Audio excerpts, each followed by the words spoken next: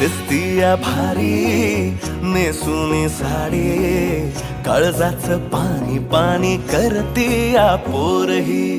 आता क्यूट वाली गावरान बोली, खट्याळ थोडी माझ्या काळजाची चोरही.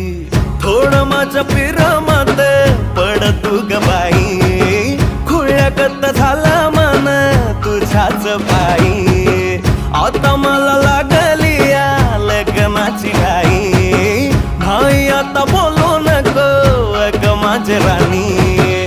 होशील का या पठ्याची सोबर घरवाली.